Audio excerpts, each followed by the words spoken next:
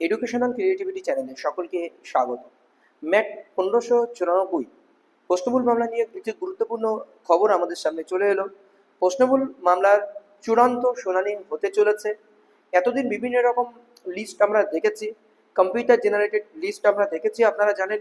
এছাড়াও কজ লিস্টে বিভিন্ন রকম লিস্ট এসেছে, অ্যাডভান্স লিস্টে কিন্তু শুনানি হয়নি, মিসেলেনিয়াস বা সাপ্লিমেন্টারি লিস্টে কিন্তু আসেনি। তো এখন শুনানি নির্ঘণ্ট বেজে গেল। ম্যাট 1594, আপনারা ইতিহাস জানেন, 2014 টেট পাস করে প্রতিভা মণ্ডলের রায়ে যে ডিভিশন বেঞ্চ সবাইকে নাম্বার দিতে বলেছিল 6 নম্বর করে, সেই 6 নম্বরের উপরে ভিত্তি করে কিন্তু সুপ্রিম কোর্ট হয়েছিল। সেই সুপ্রিম কোর্টের মামলা দীর্ঘদিন ধরে পেন্ডিং রয়েছে, কিন্তু সেই মামলার একটি নির্ঘণ্ট বেজে গেল। বিস্তারিত আমরা এই ভিডিওতে দেখাবো, সেই জন্য ভিডিওটি না কেটে শেষ পর্যন্ত দেখবেন। আর আমার চ্যানেলে নতুন হলে অবশ্যই চ্যানেলটি সাবস্ক্রাইব করে বেল আইকনটি প্রেস করে পাশে থাকবেন। প্রথমে তো বলি, এই প্রশ্নমূল মামলা থেকে একাধিক চাকরিও পেয়েছিল। সেই চাকরি যাতে আর না দিতে হয়, পশ্চাৎ চ্যালেঞ্জ করে যে আমরা 6 নম্বর আর দিতে পারবো না। এছাড়াও যাদের চাকরি চ্যালেঞ্জের মুখে, আপনারা জানেন কিছু কিছু জায়গায় পশ্চাৎ ডিভিশন বেঞ্চে চ্যালেঞ্জ করে রেখেছে এই প্রশ্নমূল মামলা নিয়ে। প্রশ্নমূল মামলা থেকে একাধিক জন চাকরিও পেয়েছে, কিছু জনের মামলাও এখনো চলছে, আপনারা জানেন। তো চলুন আমরা মূল বিষয়ে চলে যাই। 29/2025 সুপ্রিম কোর্টের ইন্ডিয়া একটি নোটিশ জারি করেছিল যে chamber matter shown in the list attached herewith may be taken up for hearing on short notice from Monday the 1st September 2025 and Thursday 4th September 2025। 1 September 2025 থেকে Thursday 4th September 2025-এর মধ্যে একটি short notice দেওয়া হয়েছে। এই সমস্ত মামলাগুলোর জন্য ready থাকা হচ্ছে, যেগুলো চেম্বার ম্যাটারের একটি শর্ট হিয়ারিং কিন্তু হতে চলেছে। Therefore, land advocate are requested to be ready with their respective matter. Land advocates এই ম্যাটারের জন্য রেডি থাকতে বলা রয়েছে। তো এখানে একটি গুরুত্বপূর্ণ বিষয়, এই চেম্বার ম্যাটারের জন্য শো করছে। এটি কেন চেম্বার ম্যাটারে যাবে? হঠাৎ করে এক সময় লিস্টেড ছিল, কোনো বিচারপতির কাছে শুনানি হয়েছে, একটা নতুন মামলা সেখানে ট্যাগ হয়েছে কিছুদিন আগে। এর আগের বছরে একটা মামলা ট্যাগ হয়েছে 2024 সালে, West Bengal board of primary education এটাকে চ্যালেঞ্জ করে মামলা করেছে। এর আগে দীপেন্দু কুণ্ডু নামে এক ব্যক্তি প্রথমে মামলা করেছিলেন সেটাকে চ্যালেঞ্জ করে। এখন হঠাৎ করে চেম্বার ম্যাটার কেন? এটা চেম্বার ম্যাটার যাওয়ার একটাই কারণ আপনাদেরকে আমি বলবো। চেম্বার ম্যাটারে গেছে কারণ এই মামলার যে বিচারপতির নিকট শুনানি হয়েছিল, সেই বিচারপতির নিকট থেকে এটি পরিবর্তন হয়েছে। সেই পরিবর্তন হওয়ার জন্য চেম্বারে পাঠানো হয়েছে। চেম্বার এটা যথারীতি শুনানি করবে বা শুনবে, বিষয়টি বুঝবেন।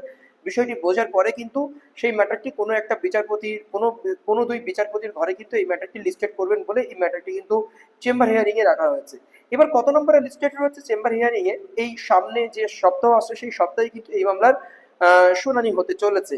তো আমরা দেখে নিই দুটি মামলা। 106 নম্বরে রয়েছে এসএলপি নাম্বার এত, Dipendu Kundu and Wares the West Bengal board of primary education. Dipendu Kundu 2023 সালে মামলা করেছিলেন। তিনি West Bengal board of primary এডুকেশনের হয়ে বিরুদ্ধে মামলা করেছিলেন।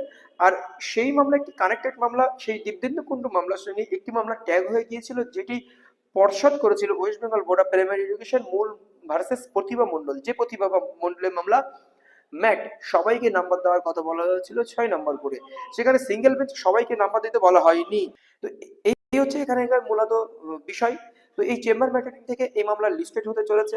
আরো কিছু ইন্টারনেটেড অ্যাপ্লিকেশন আইএফআই কিন্তু এই প্রশ্নমূল মামলায় হয়েছে একাধিক, এই খুব দুদিন আগে হয়েছে, সেই স্ট্যাটাস আমরা দেখে নেব। Dipendu Kundu versus the state of West Bengal board of primary education, diary number এত, ডায়েরি নাম্বার কেস নাম্বার এত আপনারা দেখতে পাচ্ছেন এখানে। Present last justice Bela M Trivedi and honourable justice Satish Chandra Sharma. কিন্তু এই বেঞ্চ কিন্তু পরিবর্তন হবে প্রশ্নমূল মামলার জন্য, সেই জন্য কিন্তু এটি লিস্টেড হয়েছে চেম্বার। কিন্তু খুব তাড়াতাড়ি এই প্রশ্নমূল মামলা লিস্টেড হয়ে আসবে, একটা চেম্বার শুনানি হওয়ার পরেই কিন্তু এটা লিস্টেড হয়ে যাবে।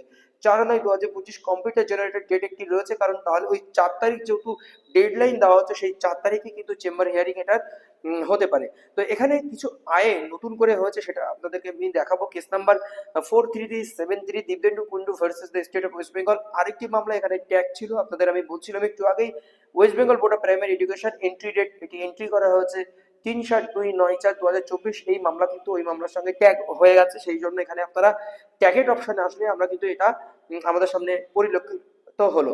তো এরপরে আমরা শেষে চলে যাই। আপনারা একদম শেষে চলে আসলে বুঝতে পারবেন। 22/8/2025 এই মাসের 22 তারিখে একটি কিন্তু আইএ ফাইল করা রয়েছে। এরকম আইএ ফাইল প্রায় প্রতি সপ্তাহে বা এক মাসে দুটো তিনটে করে হচ্ছে। দেখুন 2025, কারণ এই প্রশ্নমূল মামলাতে এখনো কিন্তু ক্যান্ডিডেটরা যুক্ত হচ্ছে। আর এই প্রশ্নমূল মামলার যদি রেজাল্ট বেরিয়ে যায় বা 6 নম্বর করে দিতে হয় পর্ষদকে, সেই পর্ষদ কিন্তু আবার সেই 2014 সালের মানে যে ডাটা রয়েছে সেখানে 6 নম্বর করে দিয়ে ওই মাত্র নেই, সেই ডাটার সঙ্গে 6 নম্বরকে একাধিক প্রার্থীকে কিন্তু আবার পাশ করাতে হবে এবং তারা পরবর্তী নিয়োগে কিন্তু আবার সুযোগ পাবে, পরবর্তী নিয়োগের প্রতিযোগিতা কিন্তু এখানে বেড়ে যাবে। এটা একটি মূলত বিষয়। কিন্তু এর বিপক্ষে যারা কিছু কিছু টাইমে থার্ড পার্টি হয়ে ঢুকেছিলেন, 11,765 মামলার ক্ষেত্রে তারা ম্যাট 1594 আটকে ছিলেন আমরা দেখেছি।